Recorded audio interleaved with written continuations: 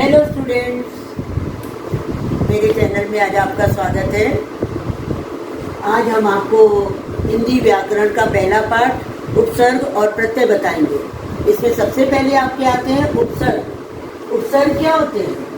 जो शब्दांश के शब्दों के अंश के पहले लगते हैं, शब्दों के अंश के पूर्व में लगकर जो शब्दों का सौंदर्य बढ़ाते हैं वे उपसर्ग कहलाते हैं। सौंदर्य भी बढ़ाते हैं और इनका अर्थ भी परिवर्तित करते हैं, वे उपसर्ग कहलाते हैं। उपसर्ग 4 प्रकार के होते हैं: संस्कृत के उपसर्ग, हिंदी के उपसर्ग, अंग्रेजी के उपसर्ग और उर्दू फारसी के उपसर्ग। सबसे पहले हम संस्कृत के उपसर्ग पर बताएंगे। इन्हें हम उदाहरण के माध्यम से आपको समझा सकते हैं। जैसे अधि शब्द हमने लिया, अधि उपसर्ग, तो अधि का हम शब्द बनाएंगे अधिराज, अधिष्ठाता, अधिष्ठापन। ठीक है। नेक्स्ट हमने उपसर्ग लिया है अनु। अनु उपसर्ग से हम शब्द बनाएंगे अनुराग, अनुमान, अनुभव इत्यादि। फिर हमने लिया है स्व। स्व उपसर्ग है स्वागत और स्वप्न। ठीक है। फिर हम लेते हैं हिंदी के उपसर्ग। हिंदी के उपसर्ग में हमने सबसे पहले अ लिया है, अ उपसर्ग। तो अ से अमन,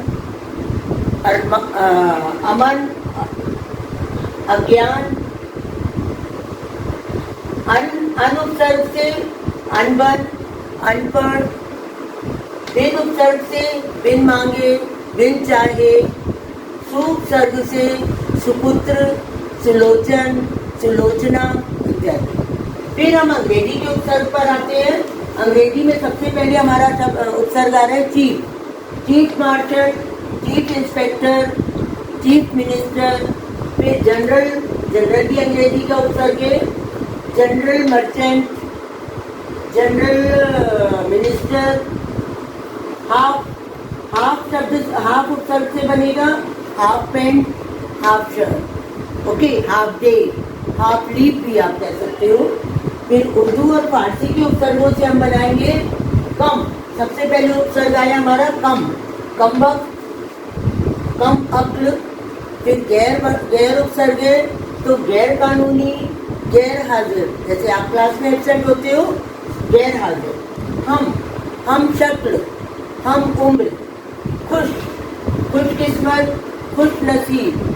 फिर ना उपसर्ग है, ना उपसर्ग से नालायक, ना खुश।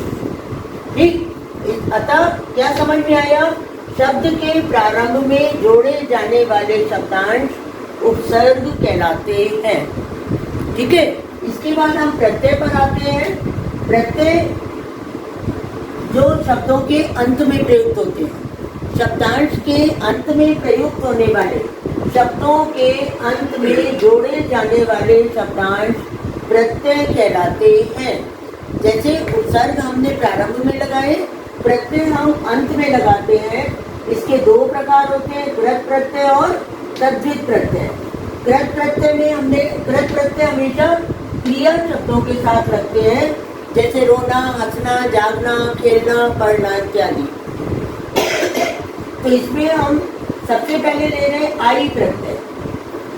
तो आई प्रत्यय से हम बनाएंगे लिखाई, पढ़ाई, बुनाई, सिलाई, जिसका क्रिया शब्द है लिखना, पढ़ना, सिलना इत्यादि। आवट प्रत्यय से हम बनाएंगे लिखावट, बनावट, मुस्कुराहट, लिखावट, बनावट। आस प्रत्यय से बनाएंगे प्यास। ओके। औना प्रत्यय से बिछौना, खिलौना, ये शब्द बन जाएंगे। अन्य प्रत्यय से पठनीय, गमनीय। ओके। ती प्रत्यय से गच्छति, भवति। स्थ प्रत्यय से गृहस्थ, स्वस्थ। और अक्कड़ प्रत्यय से घुमक्कड़, पियक्कड़। ओके। इसके बाद हमारे आते हैं तद्धित प्रत्यय। तद्धित प्रत्यय हमेशा संज्ञा, सर्वनाम और विशेषण के साथ लगते हैं।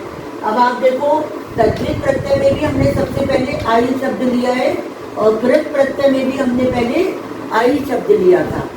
तो ये क्रिया के साथ लगते हैं, जिसका हमने आपको शब्द बताया था लिखाई, पढ़ाई, बुनाई, सिलाई। लेकिन तद्धित प्रत्यय में जब हम आई प्रत्यय लगा के शब्द बनाएंगे तो आएगा बुराई, भलाई, चतुराई। इनमें बुरा, भला और चतुरता का भाव प्रकट हो रहा है और ये भाववाचक संज्ञा है, इसीलिए यहाँ पर तद्धित प्रत्यय में आएंगे। आहट में घबराहट, चिकनाहट इत्यादि। एक प्रत्यय में बनाओगे आप धार्मिक, सामाजिक, राजनीतिक। ईला प्रत्यय में चमकीला, हठीला आदि। वाला चाय वाला, दूध वाला, सब्जी वाला, फल वाला, ठीक है। हारा प्रत्यय में लकड़हारा, पालनहारा। ये प्रत्यय बनाना है हमें तद्धित प्रत्यय में, तो पठनीय, गमनीय। बार प्रत्यय लगाकर हम बनाएंगे चालबाज, धोखेबाज। इस प्रकार हमारा ये उपसर्ग और प्रत्यय चैप्टर कंप्लीट होता है। इसमें आपको दो ही बातें याद रखनी है कि उपसर्ग हमेशा शब्दों के पूर्व में लगते हैं और प्रत्यय सदैव शब्दों के अंत में लगाए जाते हैं। अब आपको वीडियो देखना है, अच्छे से समझना है और उसे सब्सक्राइब करना ना भूलें। बाय।